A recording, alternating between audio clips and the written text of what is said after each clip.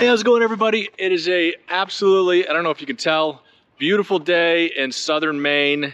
Sun is shining. It's oddly like 45 degrees outside, and I thought it would be a great opportunity to go out and talk about a few things that people ask about with the car, as far as like winter driving, range, acceleration, all that sort of stuff, and even things like how does the car handle in the snow. So that's what we're gonna be talking about today. On top of the tower, I'm gonna be talking about all of that stuff. We have a 2023 Tesla Model Y, and that's what we're gonna get into. So sit back, relax. You guys are watching the Tall Tesla Guy.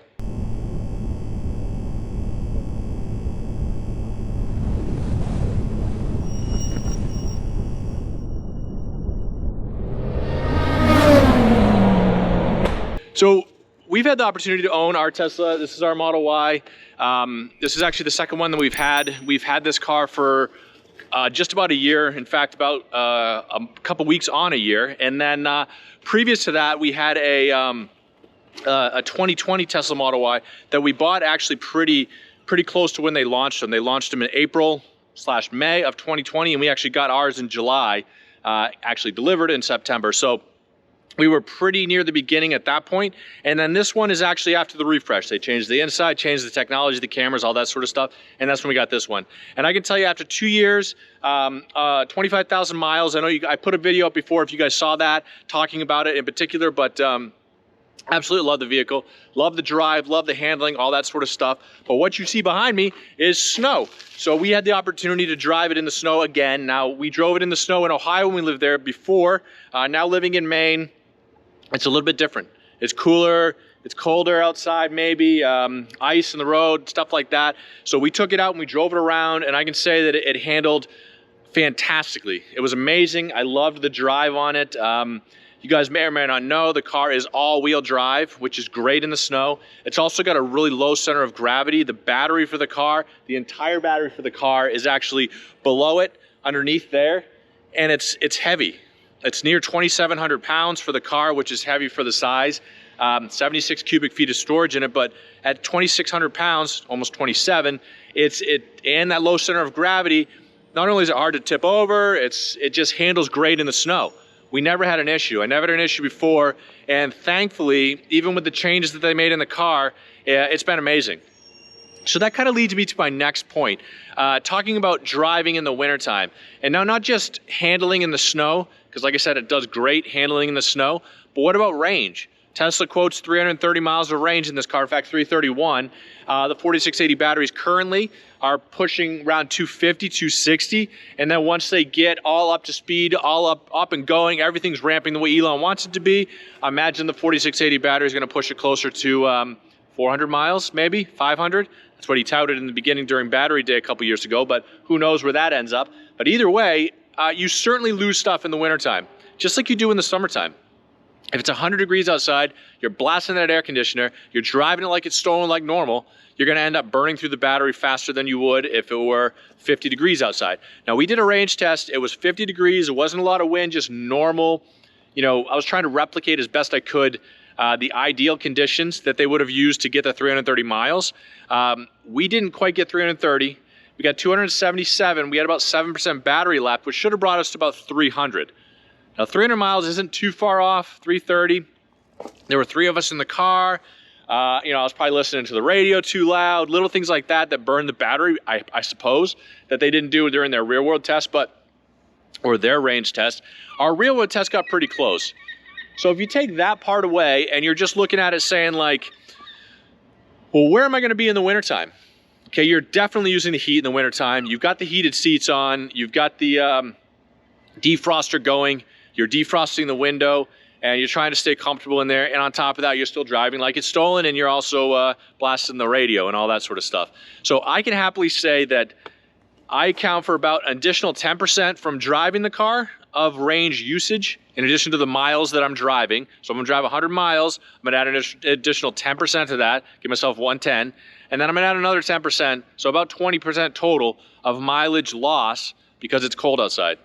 Now, Tesla has something that other vehicles don't. And when I say other vehicles, I'm not talking about gas-powered vehicles. I'm actually talking about other EVs. Tesla actually originally came out with their EVs, being the Model S, Model X, certainly into the Model 3 and the Model Y, and they started putting heat pumps in there. The heat pumps actually use the energy of the battery more efficiently when it's cold outside. So just like you'd have a heat pump in your home, or at least we do in the Northeast, it uses electricity a little bit better than you would just having a typical furnace burning. So that's what the car does. It's going to use the energy a little bit better. So Tesla's have that edge over every other EV manufacturer out there, in that not only do they have the most range of any car at 330, being the Model Y and Model 3, but they also have the heat pump in there. A lot of the other EVs don't have that. Without the heat pump, you're going to burn through the battery a lot faster than you would with one. In addition to that, Tesla has the Supercharger Network. Now, it's hard to find a Tesla video that doesn't talk about the Supercharger Network, and there's a reason for that. It's such an amazing kind of setup that Elon laid out before the vehicle was even produced. Before they even had Model S's on the road, they had superchargers to charge them. And what you get with a Tesla that you don't have with any other EV is use to the Supercharger Network. And it's basically anywhere you want to be. In that sense, anywhere you want to go for a road trip, you can charge at a supercharger. Now, if you've seen any of my other videos, you know that I typically charge at home. Charging at home plugs in. I have a 110 outlet in my garage. I plug into that now. Traditionally, I have a 240 outlet that I'll wire or run, and I'll plug into that. Now, that gives me about 30 miles per hour of charge, recouped range. Now, that's my 240.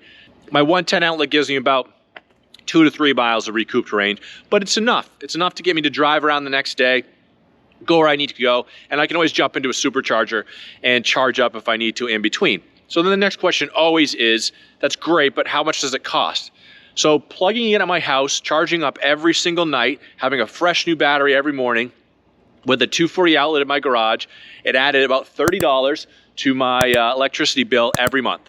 So $30, that's what it was costing. When I was filling up my gas tank on one of my vehicles, I was spending at least $30 a week. And I was getting a lot of range on that. I just haven't even done a lot of driving. So $30 a month versus the $120 that I was paying for gas in my gasoline vehicle. Now, that's not accounting any sort of maintenance, oil changes, all that sort of stuff. Tesla has maintenance no matter what they tell you. You got to change the tires and you got to put washer fluid in there. But traditionally, compared to gas vehicle maintenance, it's next to nothing, basically. So charging at home is what I do predominantly when I go out on road trips or when I use too much range. And I say too much range because currently I'm only filling it about 2 to 3 miles per hour charged, plugged in, recouped range in my garage on a 110 outlet. So sometimes I drive it too much and I need more than that the next day, so I'll jump to a supercharger. And just to give you an idea, I went to the supercharger in town and I went in there about 17% battery and I charged it to about 80%. So 17 to 80. So if you say 20%, that's about 60 miles of leftover range, if you were counting it like that. And I brought it to about 80%, which is about 260 miles. So from 60 to 260, another 200 miles of range. And it cost me about $16. $16 to do that. It took about 40 minutes. 35 minutes, and cost about 16 bucks. Now, I can't say that the 30 minutes is amazing. It sucks to wait like that. Tesla does have all this stuff like entertainment features. We watched YouTube videos. My daughter happened to be in the car. We were watching YouTube, watching Disney, stuff like that. That's stuff that you don't get in other vehicles. But sure, I'd love to be able to just pull in, plug in, 5 minutes later and leave like you would with a gas station, mostly. But it just doesn't work like that with an EV anyway. So you kind of plan into that. You plan into that into your day a little bit. So nonetheless, it's about $14 to give me about 200 miles of range. Now, my car before was getting about 30 miles per gallon. 30 miles per gallon. So 30 miles at 200 miles of total range, 7 gallons or so. And 7 gallons is going to be at $3.15 a gallon. It's going to be well over $25 to fill it up. $25 versus $14. It's just a lot cheaper. The time suck is there a little bit, but it's not something that really bothers me. And like I said, predominantly I charge at home. So I'm just charging at home most, say 90% of the time, except for when I do that. But either way, back to the original point of the video is the driving in the wintertime. Teslas handle amazingly in the snow, on the ice. The regen braking slows you down to a stop when you're sliding. It's got all this all this technology that pulls the power away from the wheels that are slipping when you start to slip.